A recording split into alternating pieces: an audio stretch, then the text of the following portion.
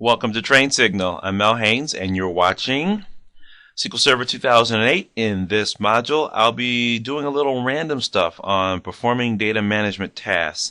Had a couple of topics that needed a place to put, so we kind of grouped them here, and they are importing and exporting data, and a little bit on indices.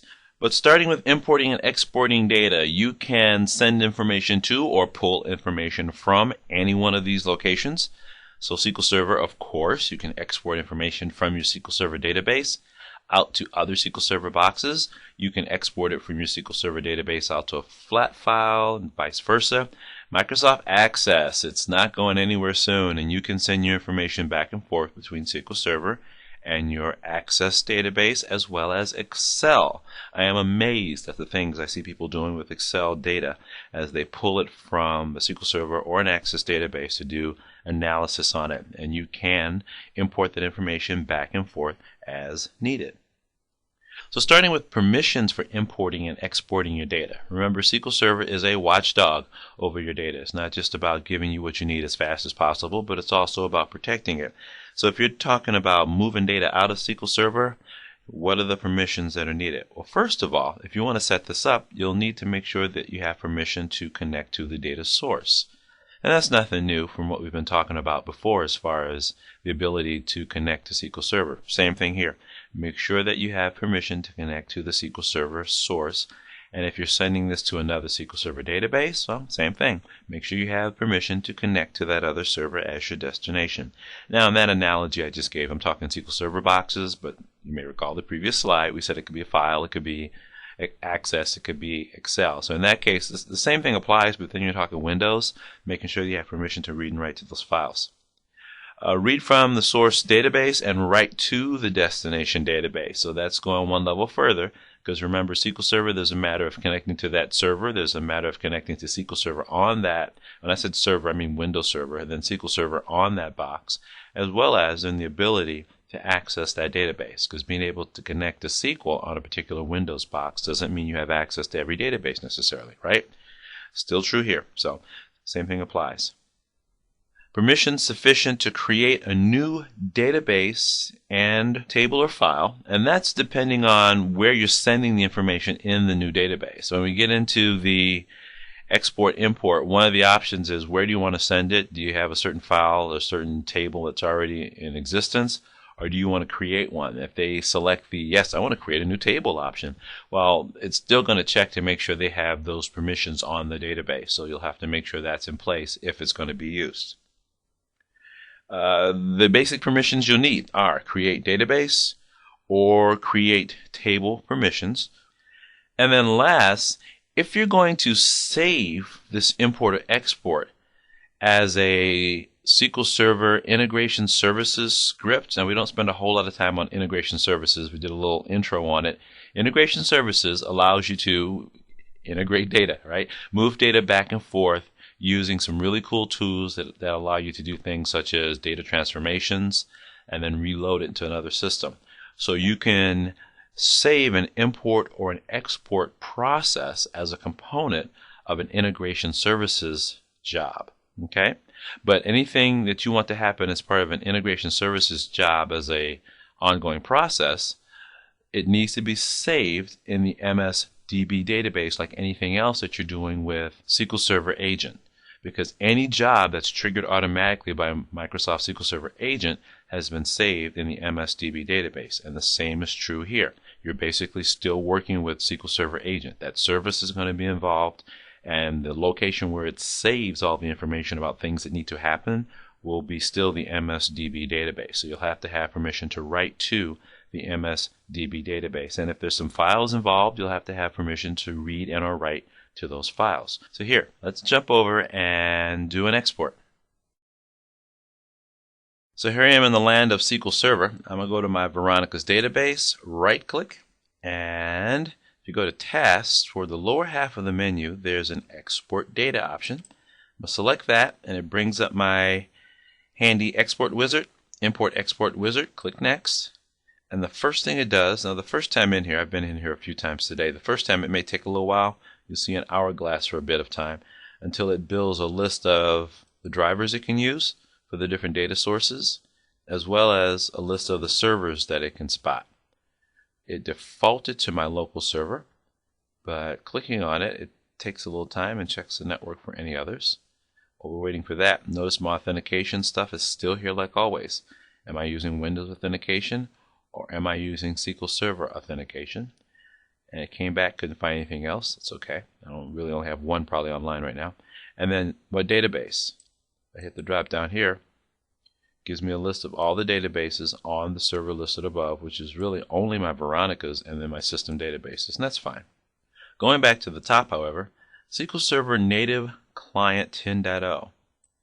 These are the different drivers I can use to connect to my different data sources. So you have your various .NET providers, a flat file data provider, one for Access, one for Excel, and a whole family of OLADB providers for connecting to various types of data via OLADB. And there's a SQL Server native client, and typically just across the board with Microsoft, if there's a native client for that Microsoft product, it's usually optimized for that environment. It will give you much better performance than, say, using your own .NET provider or something along that line. Okay?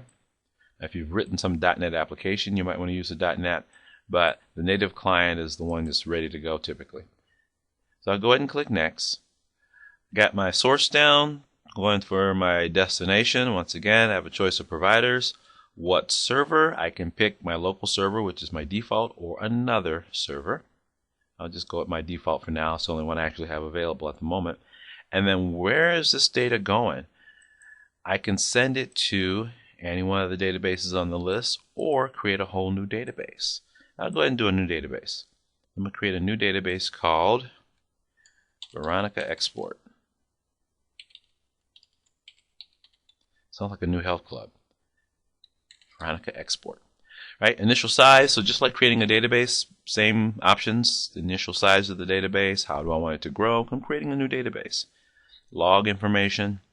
Where is it going to place the data files? All that's in there. Go ahead and click OK. Get a brand new database, Veronica Export. Click Next.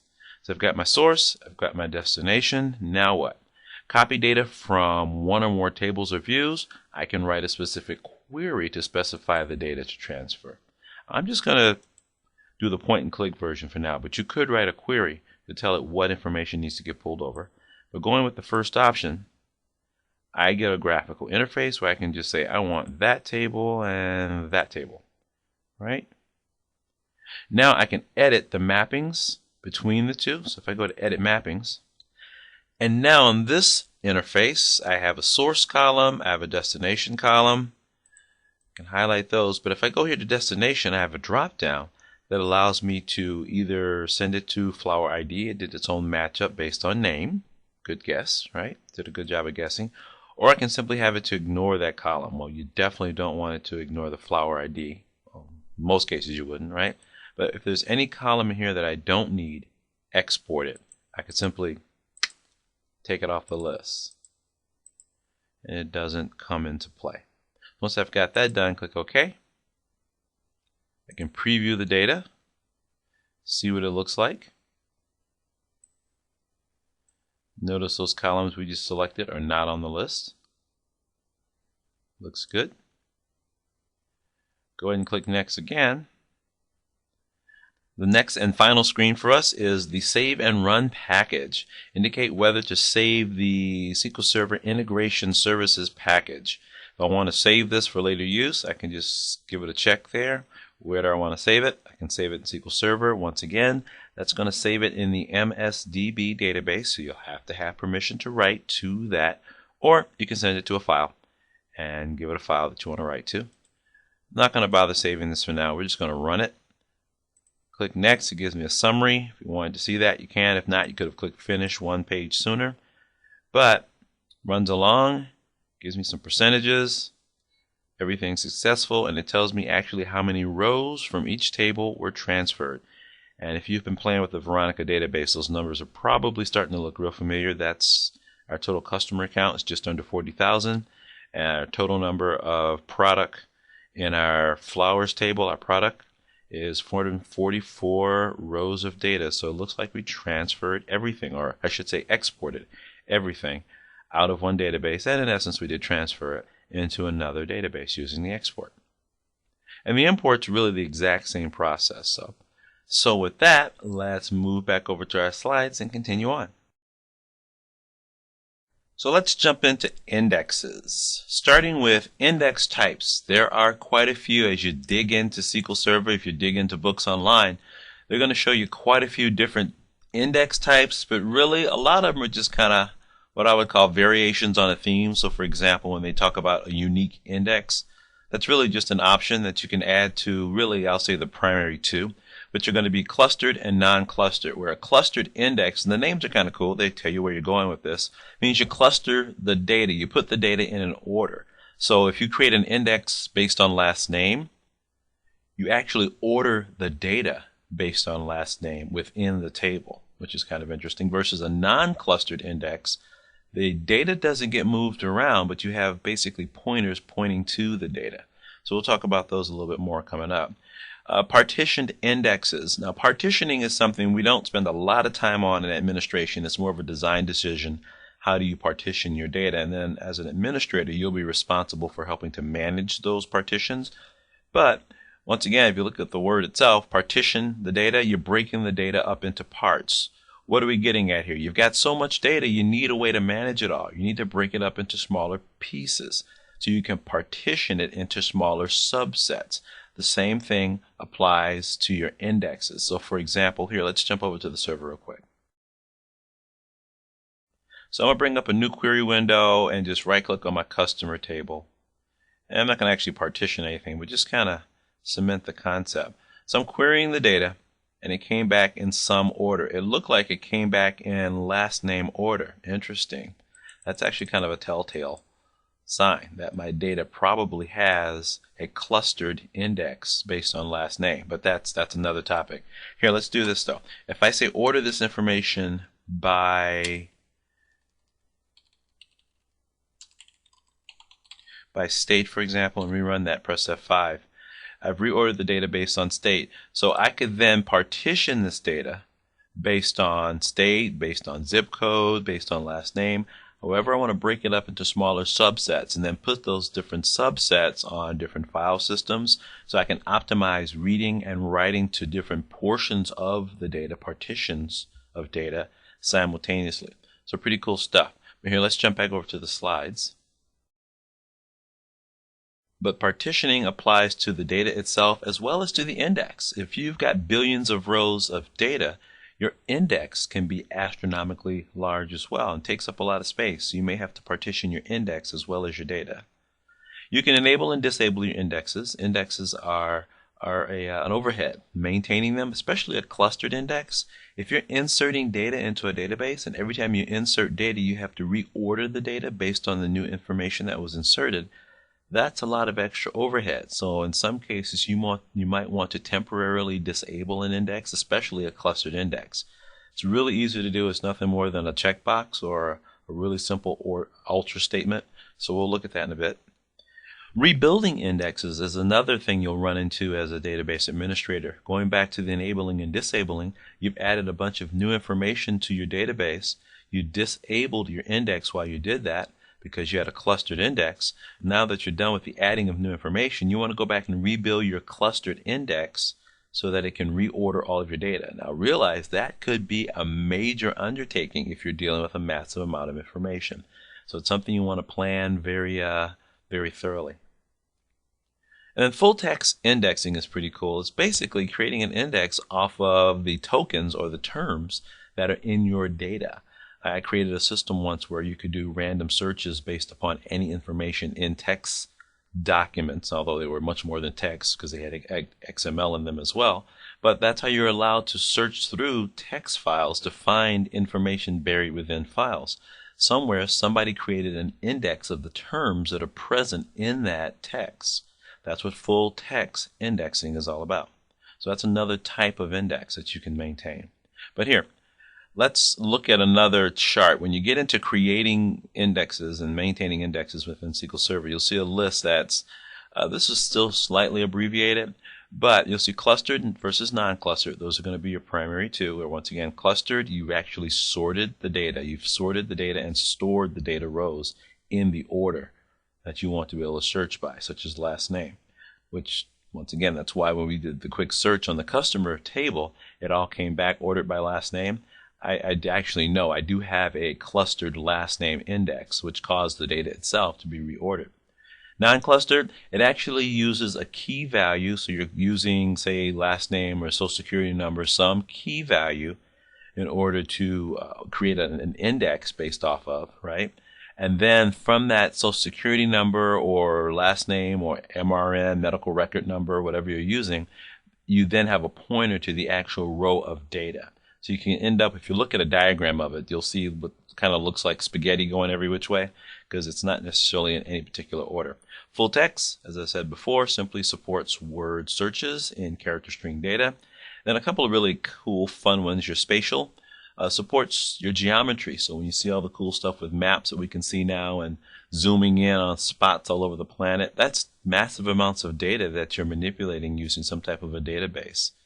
Spatial supports an index type for working against geometric data. Pretty cool. And then XML supports searches against XML data. If you've done anything with extended markup language, you realize that's a major data type in and of itself. It's really a way of storing data, or you've got tags inside the text itself that identify the data. So it's the metadata is stored with the data is really what you're doing in XML. So being able to search against that is a little bit more involved because you want to look at the data itself and bypass the metadata in some cases, or use the metadata in your search as opposed to having it be the search results. But there's an index type that specifically targets XML data. But here, clustered versus non-clustered, I thought I just had to give you a picture of this, even though it may already be clear, but you know, I like pictures. I grabbed this directly from Microsoft, and it's a little convoluted, it's not quite straightforward and clear, but the simple fact that when your clustered one here is a lot more simple looking than your non-clustered on the other side, on the right-hand side, because what's simply going on here is with the clustered, now they're also getting into the fact that your clustered index is typically a B tree, but we're not going to get into B trees and different tree structures. But for now, your clustered index, notice the arrows and the nodes of the tree are ordered such as the data is ordered, as opposed to with the non-clustered. Notice simply that my lines now are taken off and going every which way in every which direction, simply because you don't move the data around. You simply have pointers pointing to the data wherever it resides. And there's a lot more you could probably glean from that diagram. I don't want to dig into that any more than that, other than to say, with a clustered, you've ordered the data. With a non-clustered, you don't order the data, but instead you simply create another structure that has order based on last name, social security number, or whatever.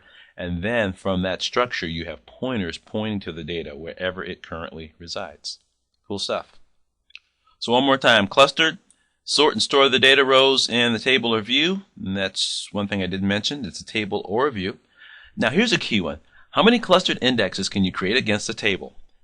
1. Why? Because you reorder the data based on the index. So you can have a clustered index based on phone number and a clustered index based on last name. So, right? So if you create one, you automatically drop the other. SQL will prompt you before you do that, saying, hey, do you want to blow that thing away? And you can do that. The only time the data rows in a table are stored in any order is when there is a clustered index. Otherwise, there is no guarantee of order. You can't say, well, the last row I inserted should be the last row in the table. It ain't necessarily so. No guarantees on that. And if you create a clustered index, the table itself is called a clustered table. That's a Microsoftism that you might run up against, okay? And then non-clustered have a structure separate from the data rows. The index and the data itself are completely, the physical locations are completely irrelevant. There's no correlation between that. They're simply pointers pointing from the non-clustered index to the actual data. And it uses a key value such as last name, SOC, medical record number, tax ID number, something as a key value that it's actually sorting. And then from that key value, there's a pointer pointing to the actual data. But here, let's go over and play around with and create some indexes. So over on the SQL side, if I go Start, SQL Server Management Studio, go on in as administrator. Go to Databases, Veronica's. If I go to my Tables folder, I can see my tables. And if I expand that, notice I see a folder that says Indexes. If I right-click on Indexes, I get a few different choices, such as New Index, Rebuild All, for rebuilding all my indexes from scratch, Reorganize All, turn them all off. I can do filters against my indexes. Remember, with SQL Server, you're looking at massive amounts of data. So the concept of an index that's too large to manage is a very real and common possibility. So what do you need to do? Find ways to break it into smaller subsets or get down to a smaller amount of data that you need to manage. And one way to do that is to have a filtered index. Don't necessarily include a reference to every row in your table. Let's say there's a subset that you more commonly search against. Create a filtered index that only has indexes or references to the more common elements. So for example, let's say you more commonly need to search against customers in a certain annual sales range, right? Your high volume customers, you're doing a lot more searching against those. You can create a filtered index based on the volume of sales for a particular customer. So cool stuff. But for now, we want to simply create a new index. First thing, give it a name. Let's go with customer ID. Create a new index based on my customer ID. I'm going to make that non-clustered. There's my choices. I could have a clustered index where it would reorder the data, a non-clustered, primary XML. Once again, we talked about XML indexes, and spatial. Now notice unique is over here as simply a checkbox. If you look at the Microsoft Books Online, it'll actually list that in some places as a new index type. It's really just an option on one of the other index types. What's the difference there? If you're doing a last name index, what's the probability that you'll never have the same last name in your customer database? It's pretty low, right? You're going to almost certainly have that. So you don't want to try and enforce a unique rule on a index of last names, but on things such as a tax ID or medical record number, well, that probably should be unique. So you want to put some kind of rules in place to help protect that, or flag it at least if it comes up non-unique, right? So you can turn that on or off as needed.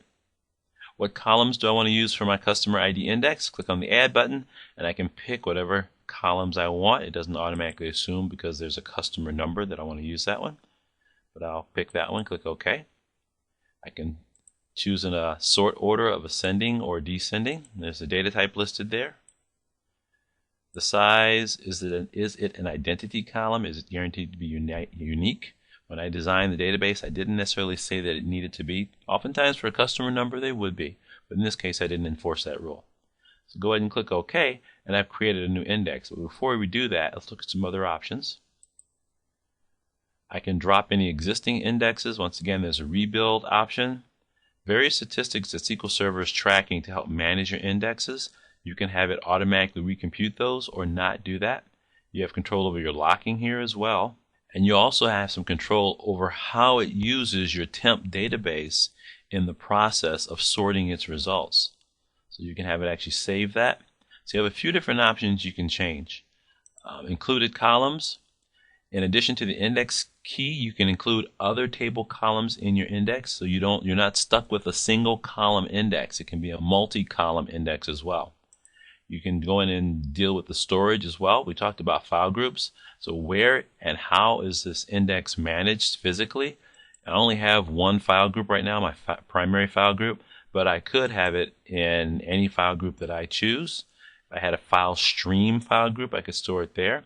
If I actually broke this thing up into various partitions and created various partitions, I could pick a partition for it to be saved in.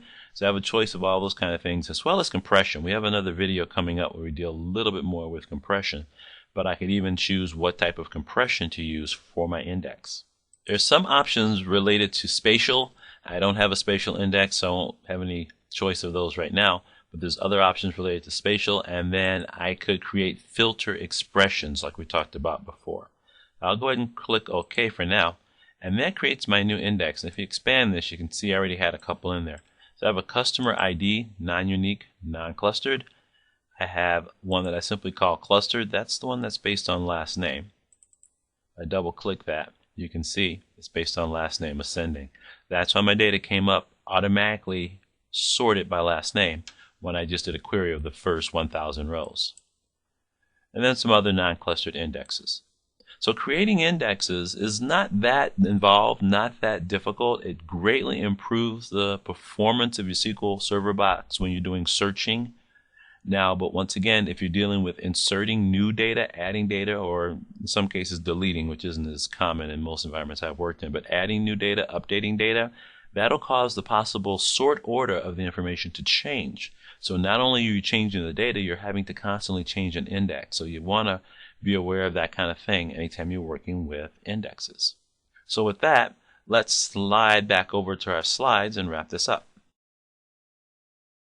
So that wraps up our discussion of clustered versus non-clustered.